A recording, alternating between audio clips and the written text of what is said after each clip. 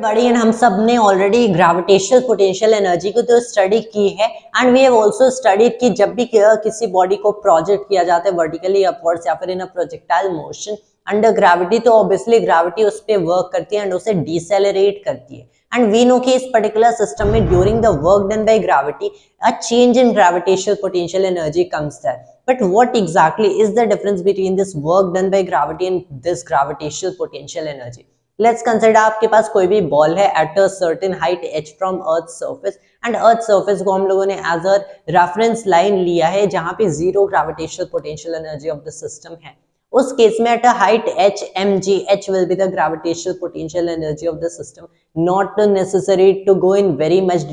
details कि कैसे g की वैल्यू वैरी करेगी विद एलिवेशंस। तो यहाँ पे बेसिकली हम लोग क्या देखते हैं, what we can notice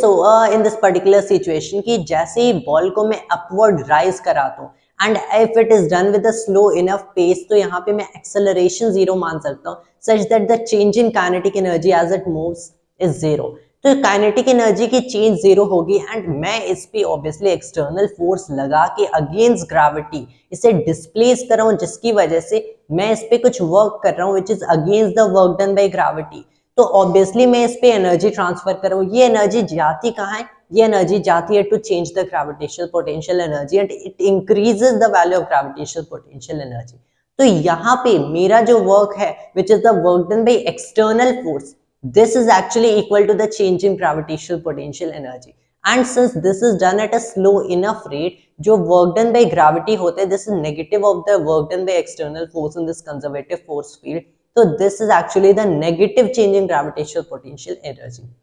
So what you have to understand is कभी भी किसी भी कंजर्वेटिव फोर्स फील्ड में अगर यू कैन जस्ट इवेल्युएट कि ये जो change in kinetic energy in the system हो रहा है दिस इज जीरो, कि at slow enough pace basically ये पूरा प्रोसेस हो रहा है, ये पूरा मोशन हो रहा है। And what you can do is कि जो वर्क एक्सटर्नल फोर्स करता है this work is actually stored in this particular system in the form of gravitational potential energy, जो कि ऑब्वियसली जब ये एक्सटर्नल फोर्स रिमूव करते हैं then this gravitational potential energy which is stored in the system can do mechanical work and this is just like a reversed process and जब ये mechanical work खुद करेगा in that case we know the ball comes down जैसे हम लोगों ने इससे ऊपर ले गए थे। So that was the information I had to share with you guys in this video and thanks to all of you.